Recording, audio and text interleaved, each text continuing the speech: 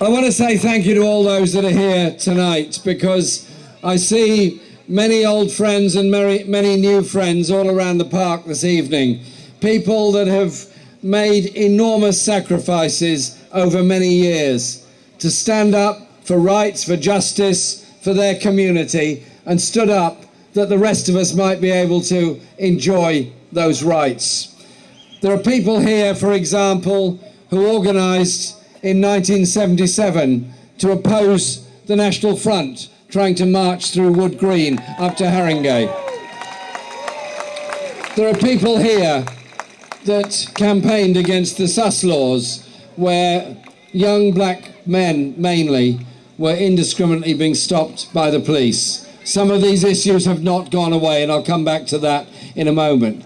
What we've got here tonight is an amazing mixture of people from every conceivable community in this borough and in this wonderful city.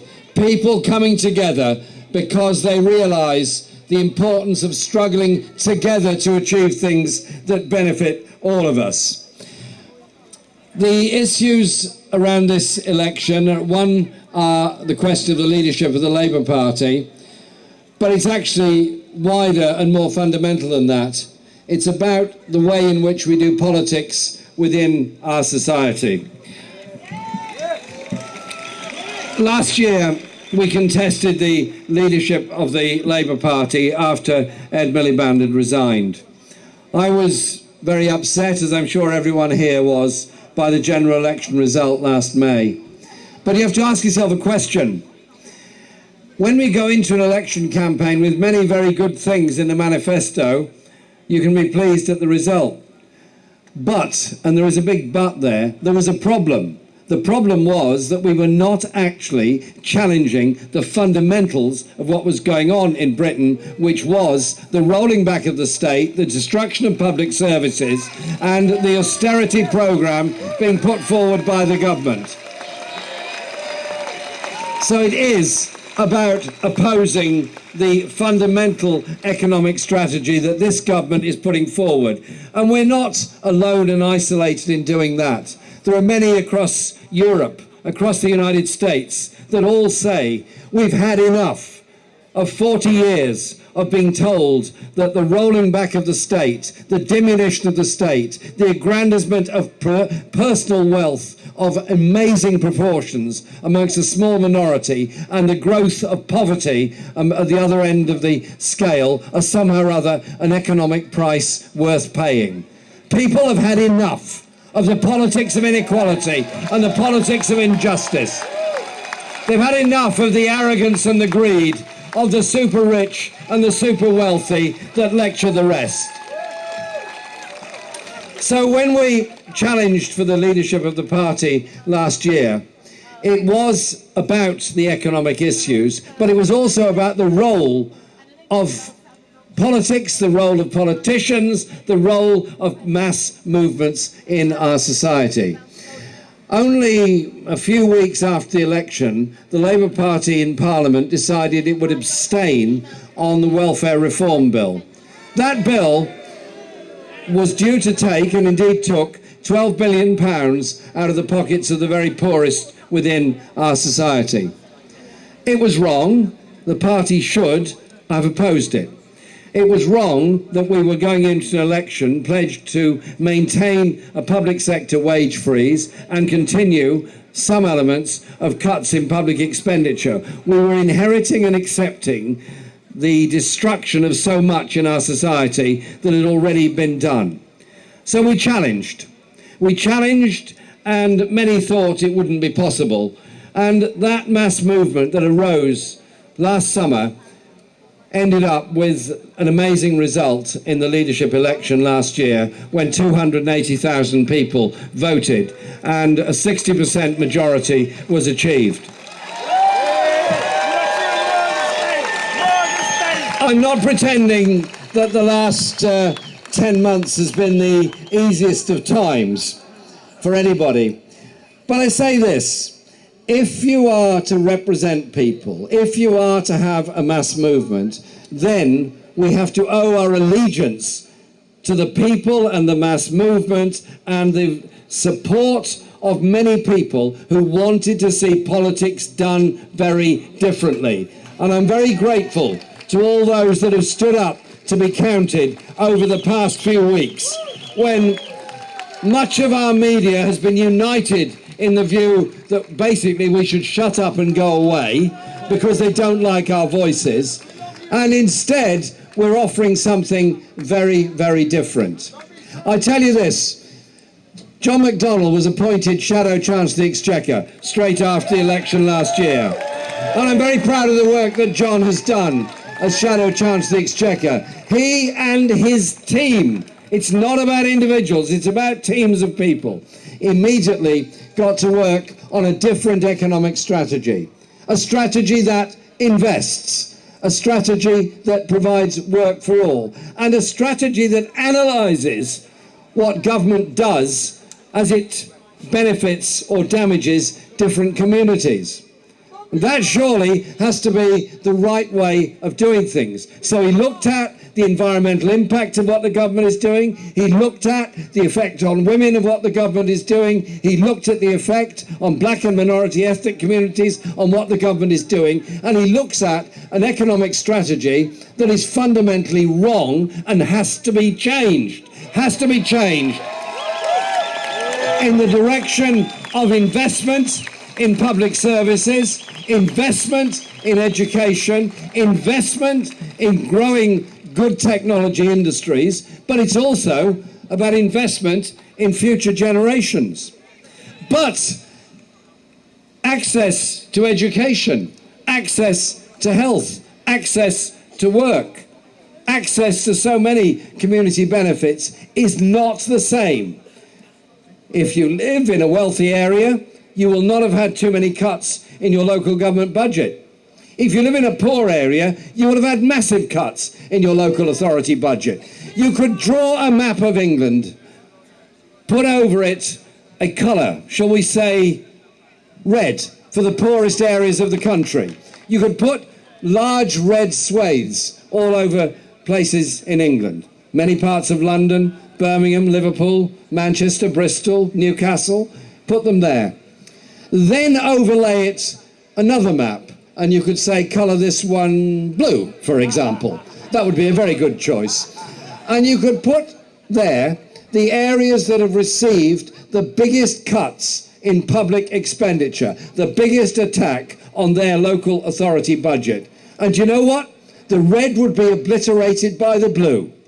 Wouldn't it be nice if we turned it the other way around and the red obliterated the blue? But there are also huge issues about discrimination and racism within our society. I talked about the campaign on the sus laws all those years ago. But you have to think of where our rights, where our justice, where our achievements come from. Was the slave trade abolished because the House of Commons voted to abolish the slave trade, or was it because of the heroic actions taken by people who were no longer prepared to live under slavery that forced the owners and the whole system to stand up against it? And so ours is also an issue of culture and cultural expression, because we don't live just by economic means alone. We live by our dreams, by our hopes, we live by our artistic endeavour. So I am not ashamed to quote great poets like Maya Angelou or Langston Hughes or so many others. And one of the greatest events to me that I've had the privilege to take part in over the past year has been a discussion about the effects of African literature on Europe and Europe's effects on Africa with the great Ben Okri. To me, those kind of discussions are very, very important. But you then have to look at the reality of life in Britain today. The amount of money spent by major companies on wages as a proportion of their income is reducing. The amount of gross national product goes on wages is reducing. The amount spent on very high executive pay is increasing. The amount spent on dividends is going up, generally speaking. And we have an economy that is imbalanced regionally and imbalanced in so many other ways. And then you start to look at why that is. You look at the way trade union membership has been attacked ever since Margaret Thatcher became Prime Minister in 1979. Then you look at the attacks on the rights at work, workplace rights that are so important, rights to representation that are so important, and a whole big pattern begins to emerge. And then you look at the problems over housing, of health, and of education.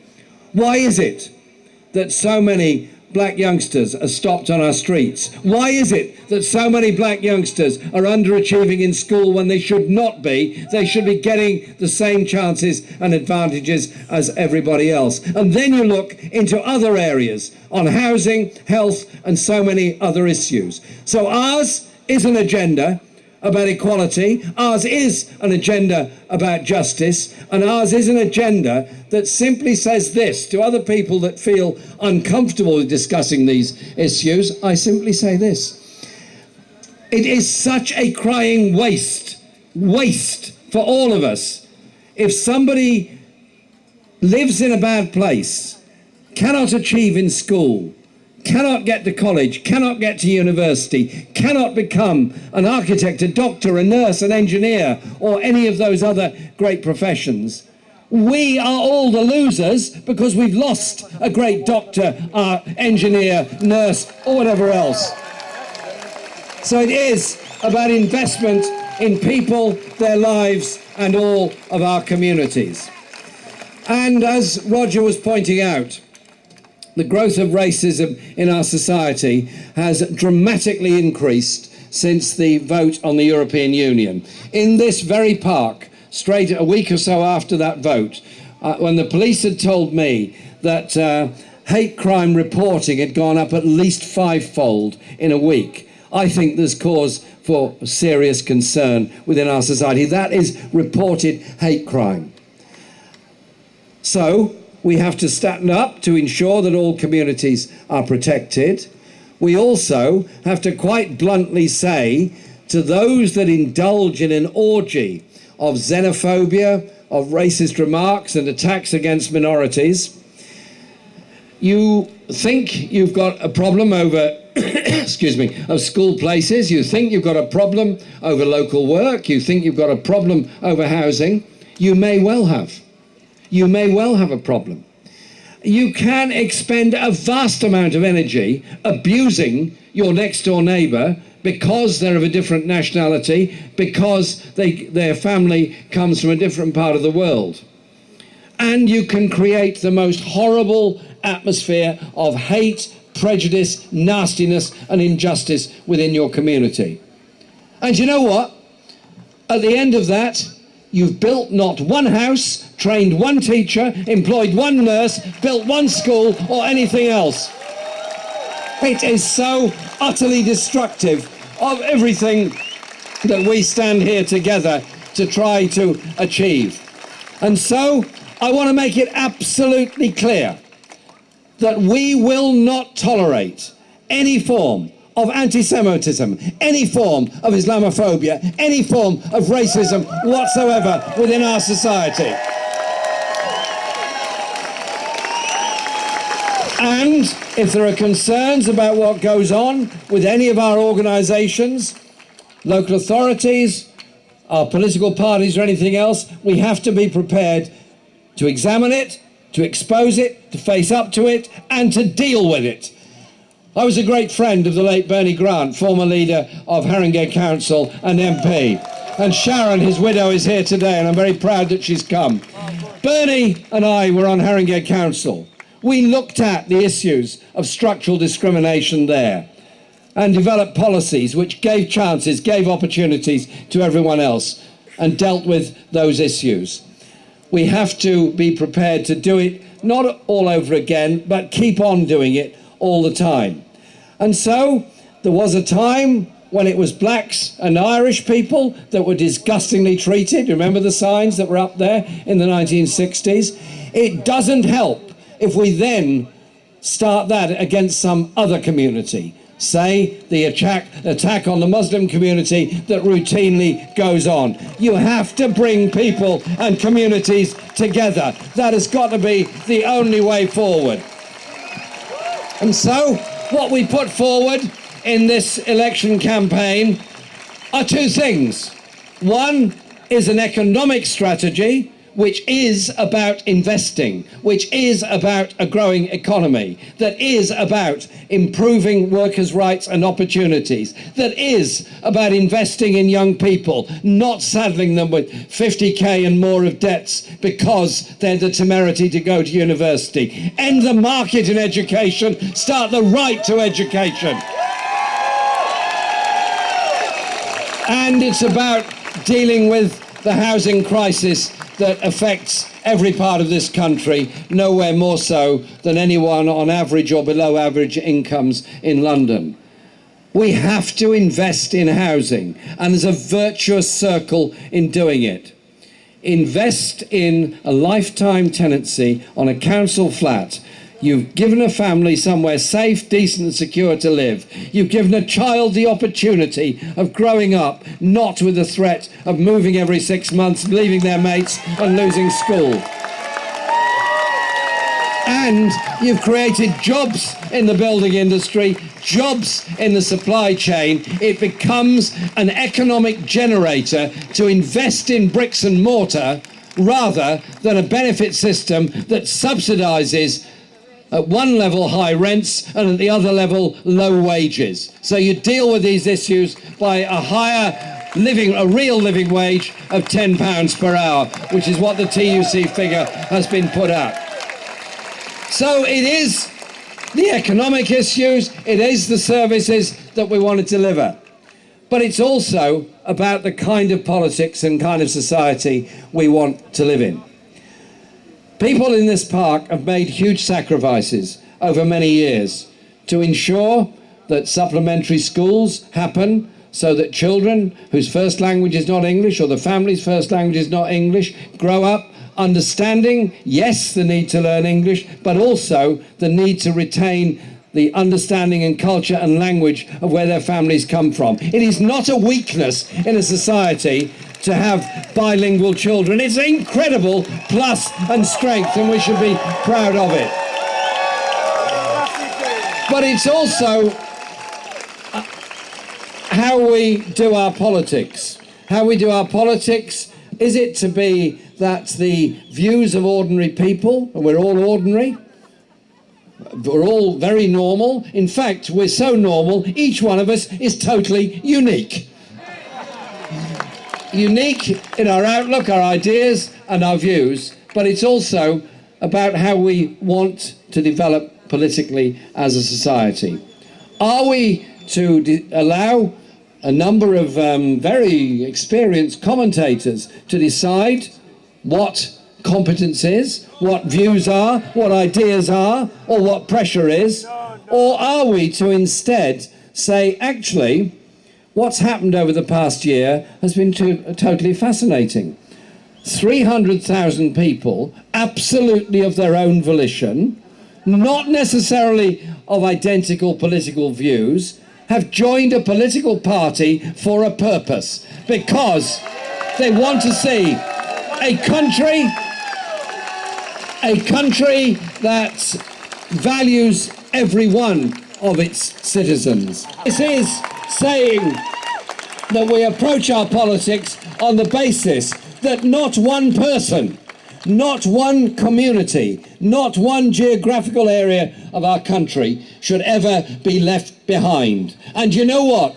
In this campaign, this is the, I think, 21st event we've done so far. The attendance at them is absolutely massive. And I don't invite you to have a free ice cream because there's no free ice creams available.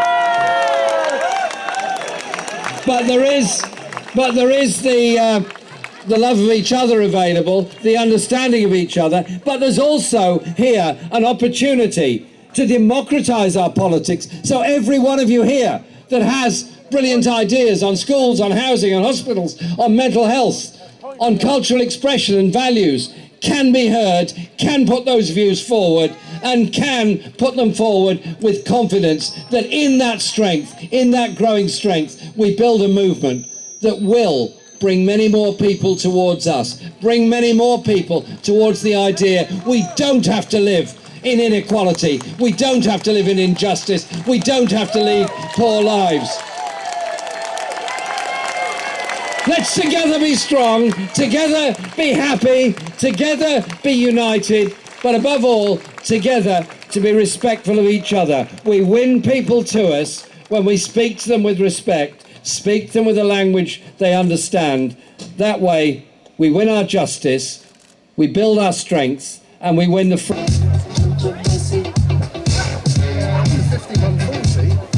freedoms for everybody else to enjoy the kind of decent society and standard of living that they all deserve. And we pay great tribute to all those that have made so many sacrifices over the centuries and the decades to bring us to this place. Thank you very much for coming today.